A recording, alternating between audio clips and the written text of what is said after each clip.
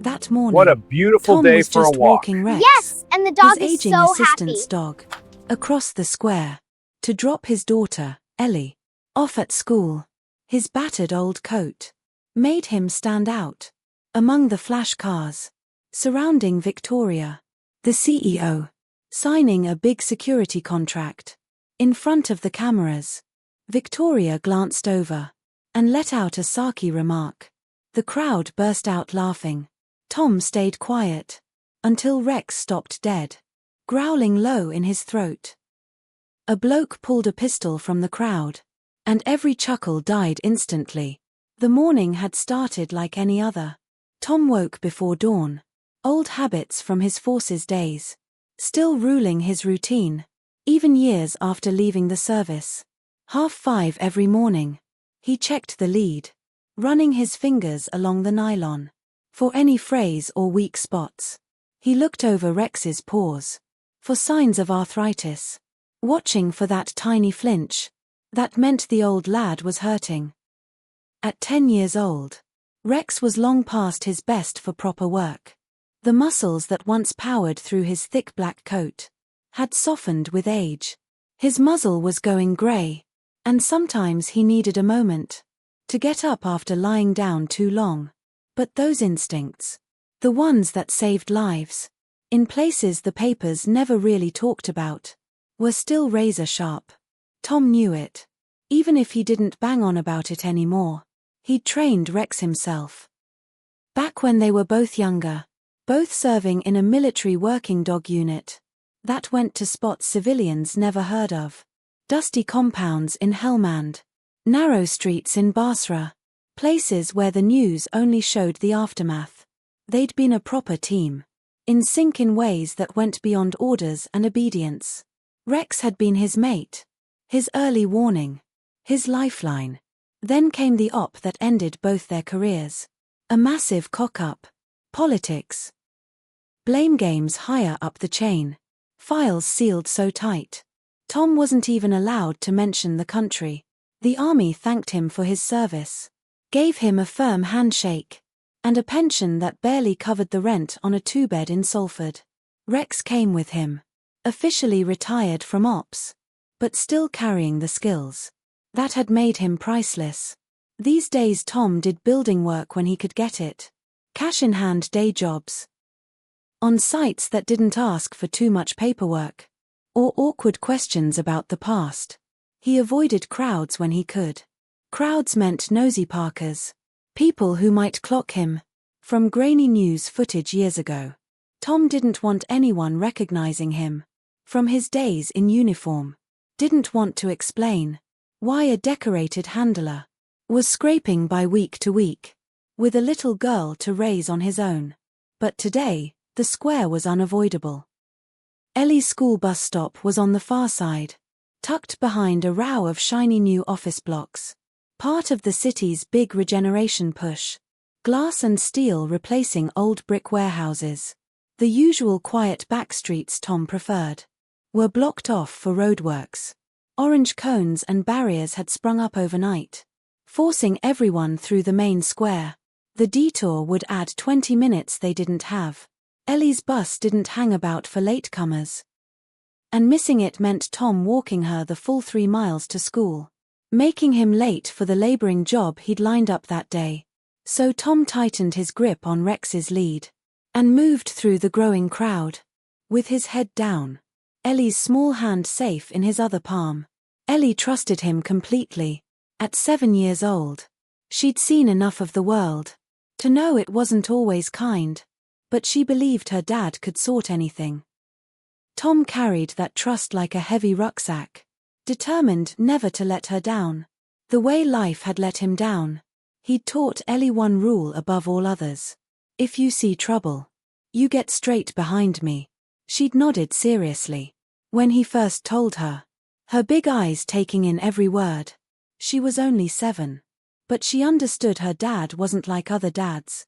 She'd seen the scars on his arms, heard him wake shouting from nightmares. He never explained. On the far side of the square, Victoria stood under a huge banner, emblazoned with her company logo. A sleek silver shield promising protection and next-gen tech. She was launching SafeWatch, a new crowd security system, using artificial intelligence and predictive analytics to identify threats before they even happened. 3 years in development. 30 million quid from investors. The press loved her. Sharp suit, tailored to perfection. Confident posture honed through years of boardroom battles. A smile that never wavered. Even when the cameras stopped rolling. She'd built the company from nothing. Or at least that's what the profile said. The truth was more complicated. A small startup loan. A lucky early client. A few ruthless moves along the way. But Victoria had learned to control the narrative. The same way she controlled everything else in her life. Hire the best people, pay them well. Expect flawless execution. Her rise through the tech world had been meteoric. Smart investments, aggressive marketing, and an instinct for what clients wanted. Before they even knew they wanted it. But success had come with blinders. Victoria rarely left her controlled environments. Boardrooms, luxury hotels, private cars with tinted windows. She'd stopped seeing the world the way most people experienced it. Her perspective had narrowed to profit margins and market share. Somewhere along the way, she'd forgotten that security systems were meant to protect real people, not just generate revenue streams. Beside her stood Ingrid, her PR director, whispering reminders into her ear. Everything has to be clean. No slip-ups. The investors are watching the live stream. Carter, the head of security, stood with arms crossed, surveying the perimeter, with the calm arrogance of someone who believed his systems were flawless. Perimeters locked down. He said into his radio. No one gets through. But Tom was already through, slipping along the edge of the crowd, with Rex at his heels. A security guard stepped forward, hand raised. Mate, you can't be here. This is a private event. Tom gestured toward the far side. I'm just passing through with my daughter. School bus is over there. The guard hesitated. But Carter's voice crackled through his earpiece. Get him out of the frame. We can't have anyone ruining the shot. Victoria turned at the commotion, her gaze landing on Tom and his worn coat, the old dog limping slightly at his side. She didn't see a father trying to get his child to school. She saw a disruption. Someone trying to get attention. Maybe even looking for a handout. Maybe he reckons this is prime begging territory. She said, loud enough for the nearest cameras to catch. The crowd laughed. Ingrid smiled, pleased with the spontaneous moment. That would make Victoria seem relatable, human. Amanda, one of Victoria's junior executives, stood at the edge of the group. She watched Tom more carefully than the others. He wasn't asking for anything. He wasn't even looking at the stage. He was just pulling his daughter along, trying to leave as quickly as possible. Something about the moment didn't sit right with her.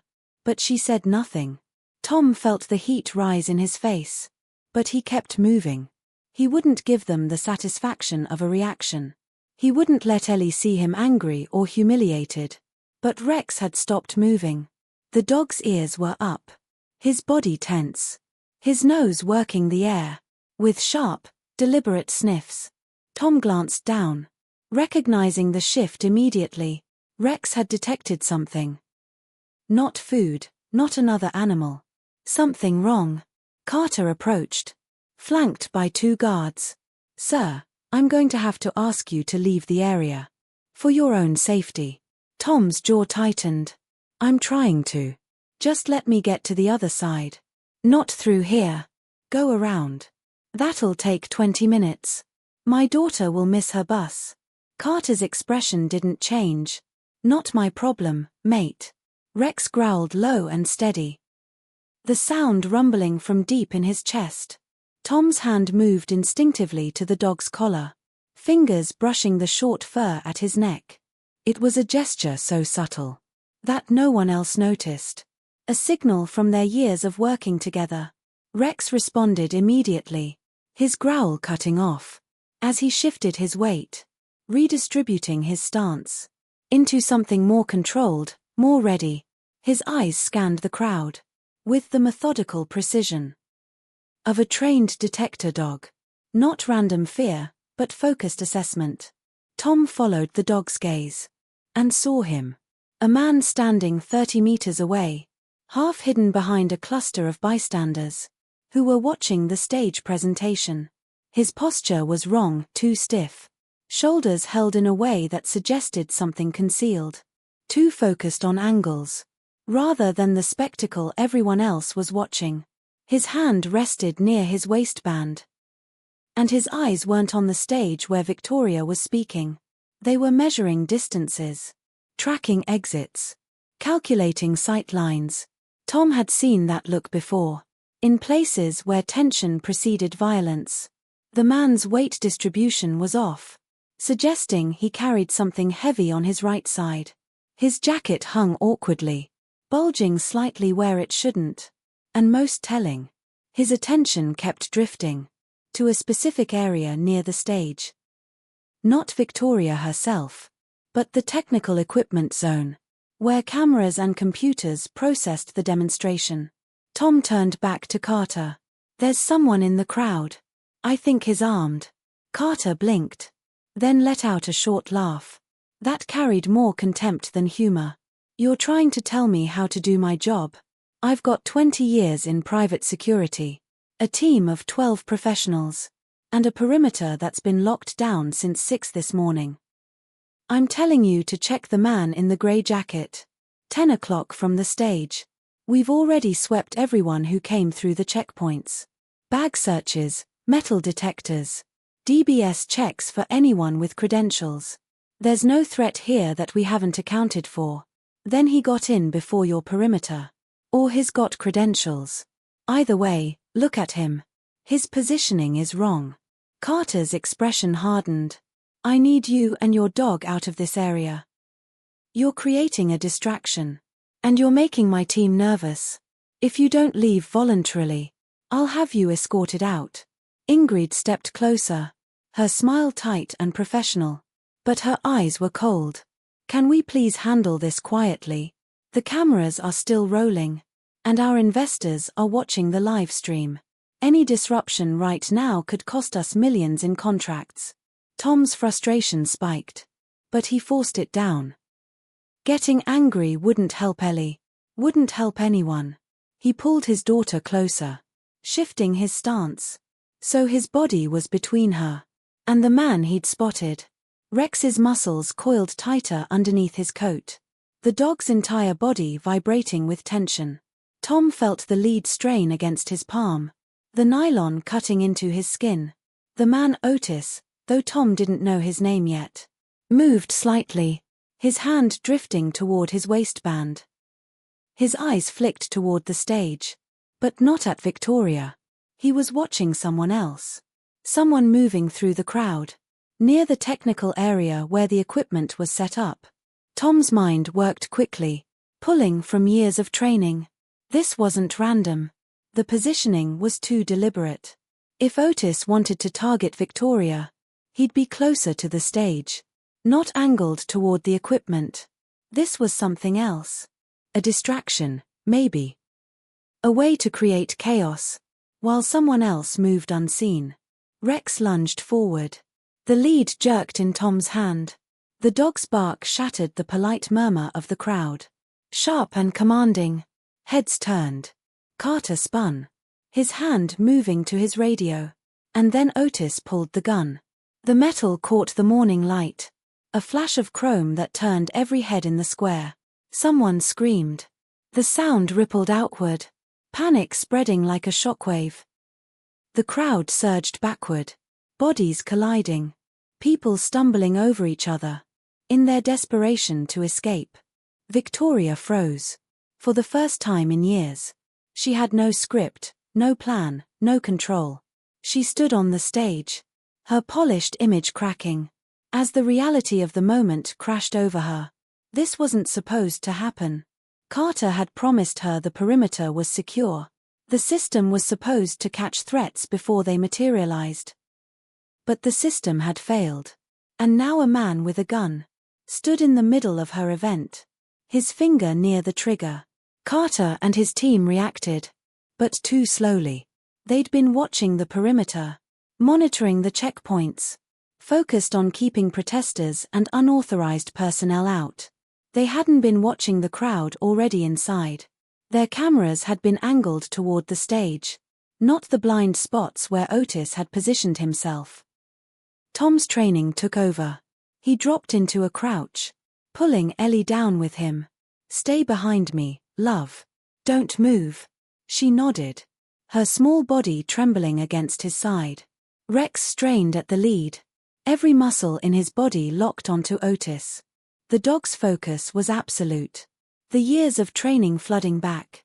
Despite his age, Tom scanned the area, calculating exit routes, searching for cover. Otis raised the gun, his arm sweeping across the crowd. People screamed, dropping to the ground, covering their heads.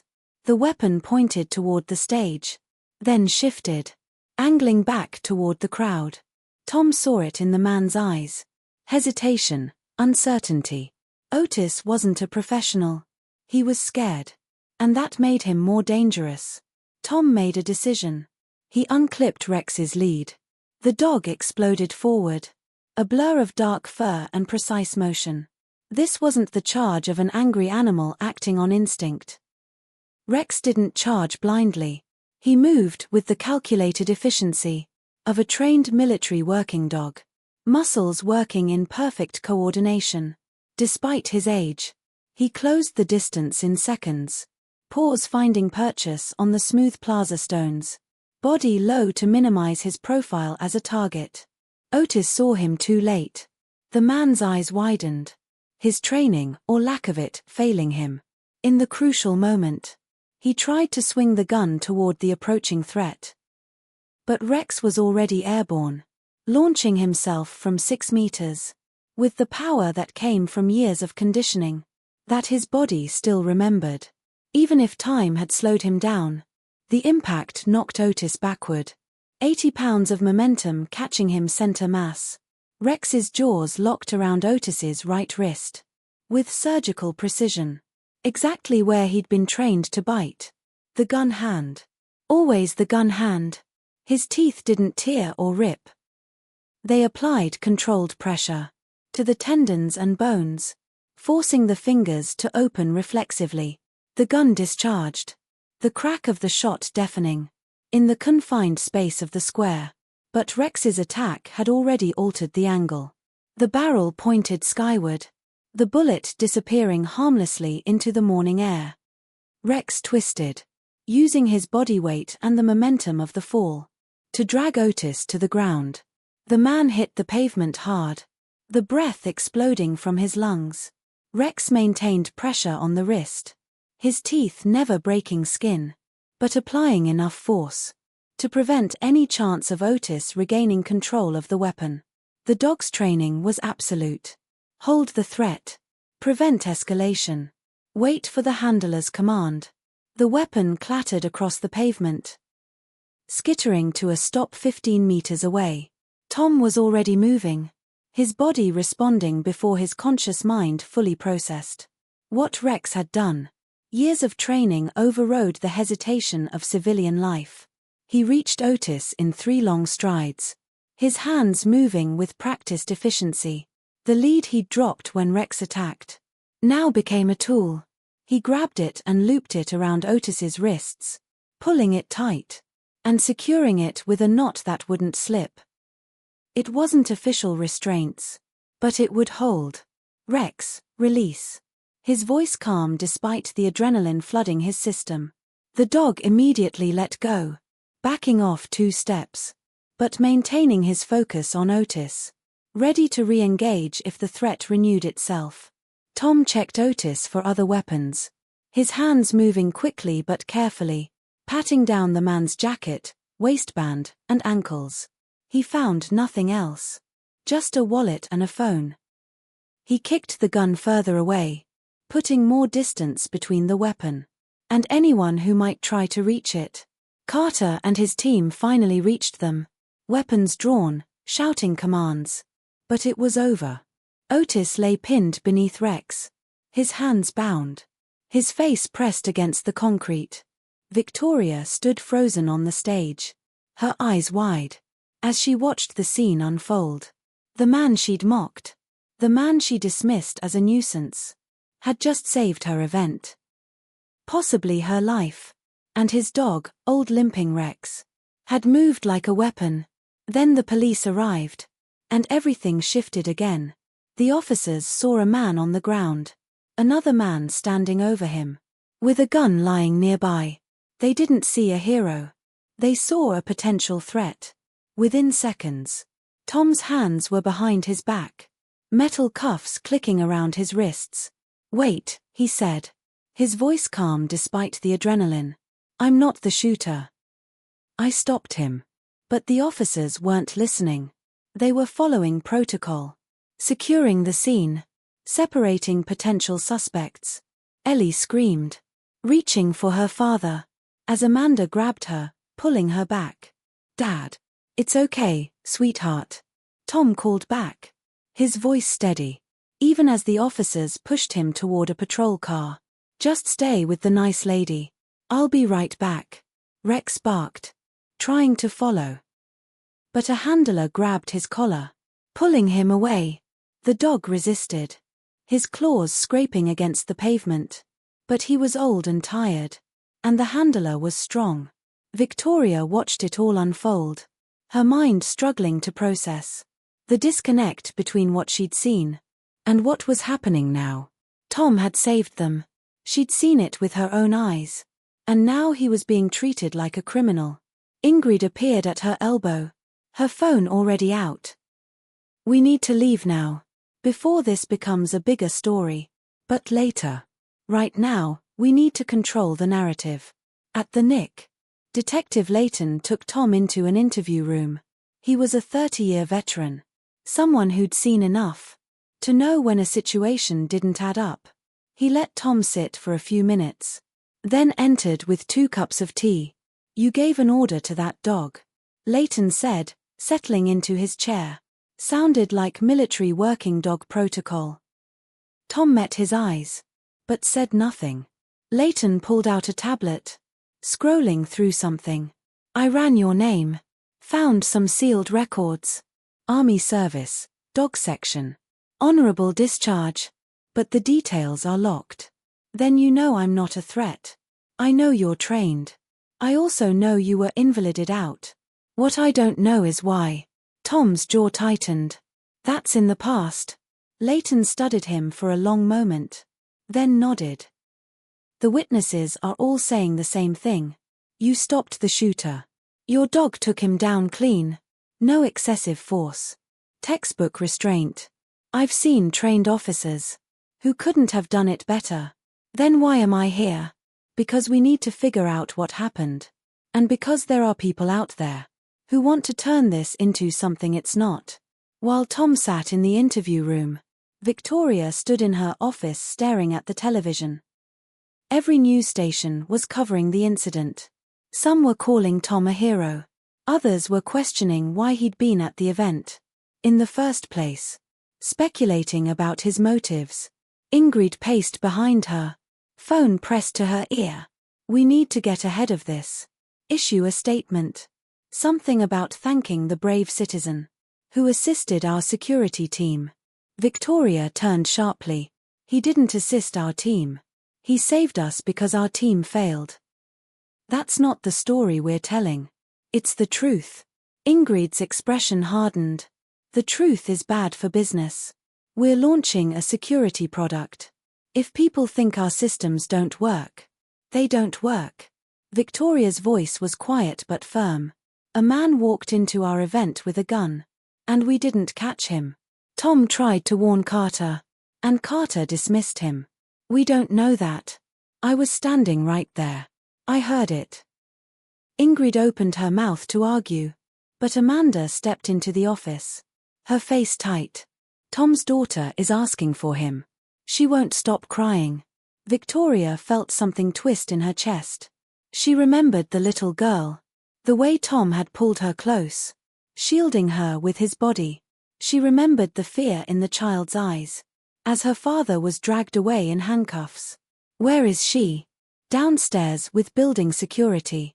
Victoria grabbed her coat. I'm going to the station. Victoria, that's not. I'm going. She paused at the door, looking back at Ingrid. And find out everything you can about Tom. I want to know who he really is. At the station, Victoria had to use every bit of her influence to get past the front desk. When she finally reached Leighton, he looked surprised but not displeased. Miss Reed, didn't expect to see you here. I need to speak with Tom. He's being processed. Should be released within the hour. I want to apologize. Leighton raised an eyebrow. For what? Victoria hesitated, then said, for not seeing him. Leighton studied her for a moment, then nodded. He's in room 3. I'll give you 5 minutes. Tom looked up when Victoria entered, his expression guarded. His hands were no longer cuffed, but he still looked tense, coiled like he was ready to react if needed. I'm sorry, Victoria said before he could speak. For what I said. For not listening when you tried to warn us. For everything. Tom's expression didn't change. I don't need an apology. What do you need? My daughter. She's probably terrified. She's safe. Amanda's with her. Victoria sat down across from him, her polished composure cracking. Your dog was hurt. Not badly, but he's limping worse than before. I've arranged for a veterinarian to see him. Tom's jaw tightened. I can't afford. It's covered. Please. For the first time. Tom's guard dropped slightly. Why? Because you saved my life. And because I owe you more than money can pay. Leighton appeared in the doorway. You're free to go, Tom. We've got Otis in custody. And he's talking. Tom stood, then paused. What's he saying? Leighton's expression darkened. That's the interesting part. He's saying he was paid to cause a distraction. Not to hurt anyone specifically. Someone wanted chaos at your event, Miss Reed. The question is why? Victoria felt her blood run cold. We're checking the security footage now. But if he's telling the truth, someone used the panic to get access to something they shouldn't have. Back at the company headquarters, Carter reviewed the footage, with a sinking feeling in his stomach. During the chaos, while everyone was focused on Otis and the gun, someone had entered the technical area. They'd been visible for less than 30 seconds. But that was enough. The prototype SafeWatch system, the one Victoria had been demonstrating, was gone. Along with it, the proprietary code, and the contract documents. When Victoria returned to her office, Carter was waiting with the news. Her face went pale as he explained what they'd found. Who had access? She demanded. That's what we're trying to determine. The cameras in that area went offline just before the incident. Offline? That's not a coincidence. Amanda appeared in the doorway, tablet in hand. I pulled the access logs. There were only 3 people with clearance to that area during the event. You, Carter, and Clinton. Victoria's stomach dropped. Clinton, her vice president of operations. The man she'd passed over for promotion 3 months ago. The man who'd been vocal about his disagreements with the new security system, calling it overpriced and unnecessary. Where is he now? Amanda checked her tablet. He left the building 20 minutes ago.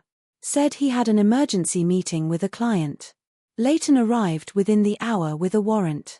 They traced Clinton's movements through building security and cell tower data. He'd left the square during the chaos, heading to a storage facility on the outskirts of town. By the time police surrounded the location, he was already inside, attempting to transfer the stolen data to an encrypted drive. The arrest was clean. Clinton barely resisted, his confidence evaporating. The moment he realized he'd been caught.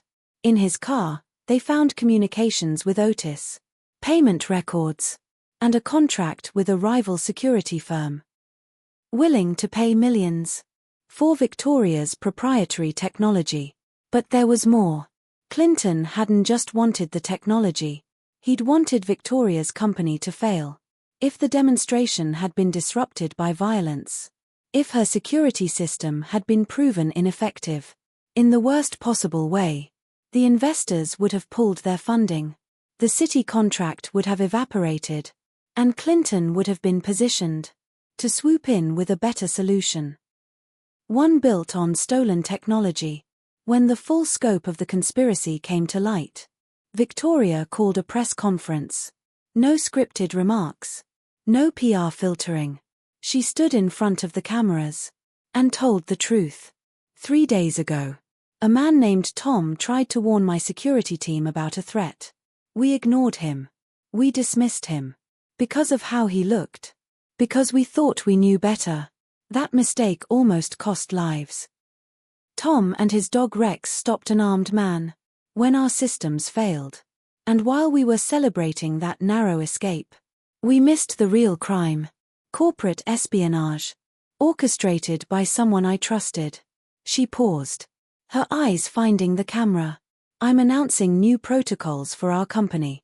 Every security concern will be taken seriously, regardless of who raises it. We're also establishing a fund to support retired military working dogs and their handlers.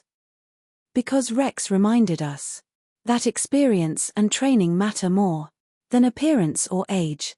The reporters shouted questions, but Victoria held up her hand. I have one more thing to say. Tom, if you're watching, I'm offering you a position as a security consultant.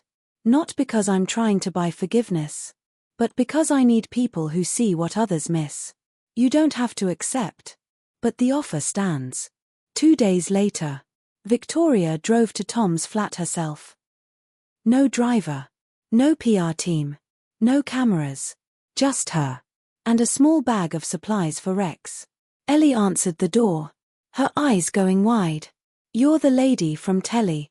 I am, Victoria said, kneeling to the child's level. Is your dad home? Tom appeared behind his daughter, his expression wary but not hostile. Rex limped up beside him, his tail wagging slowly. When he recognized Victoria's scent, I brought medicine for Rex, she said, holding up the bag. And a promise. What kind of promise? That I'll never judge someone based on appearance again. That I'll listen when someone sees danger I don't. And that I'll do everything in my power to make sure what happened to you never happens to anyone else. Tom was quiet for a long moment. Teach my team what you know. Review our protocols. Help us build something that actually works. I have a daughter. I can't work long hours. Flexible schedule. Remote work when possible. Whatever you need. Ellie tugged on Tom's sleeve. Can we keep Rex if you work for her? Tom smiled. The first genuine smile Victoria had seen from him. Rex is retired, sweetheart. He's staying with us no matter what. Then you should say yes. She seems nice now. Victoria couldn't help but laugh. Now. You were mean before, Ellie said matter-of-factly. But Dad says people can change. If they want to. Tom met Victoria's eyes. Do you want to change? Yes. She said simply. I do. 3 weeks later, Tom walked across the same square, where it had all begun. This time Victoria walked beside him, and Ellie skipped ahead, with Rex on his lead. The dog moved slower than before, his service days truly behind him. But his head was high. People recognized them. Some waved. Others smiled. A few approached to thank Tom for what he'd done. He accepted their words with quiet grace, never making himself the center of attention. When they reached the far side of the square, Ellie turned back, looking at the spot where Otis had pulled the gun. Are bad things going to happen again, Dad? Tom knelt beside her. Sometimes, love. But that's why we pay attention. That's why we help each other. Like you and Rex helped. Exactly like that. Victoria watched them, feeling something shift in her chest. She'd built a company worth millions, climbed to the top of her industry, commanded respect from powerful people. But she'd been living in a bubble, surrounded by people who told her what she wanted to hear. Tom had shattered that bubble. With nothing but truth and courage. He hadn't asked for recognition or reward. He'd simply done what was right, even when no one believed him. As they walked away from the square, Ellie asked, "What does that word mean? The one people keep saying about Dad." "Which word?" Victoria asked. "Hero." Tom shook his head. "I'm not a hero, Ellie. I just paid attention when others didn't." But Victoria knew better. She'd learned the hard way that heroism wasn't about grand gestures or perfect appearances. It was about seeing danger and stepping toward it. It was about protecting the vulnerable. Even when it cost you something. It was about standing up for what's right. Even when the crowd is laughing at you. Rex looked up at Tom, his dark eyes full of trust and contentment. The old dog had one more lesson to teach the world. That worth isn't measured in youth or strength, but in wisdom, loyalty, and the courage to act when it matters most. And in a world obsessed with image and status, that was a lesson everyone needed.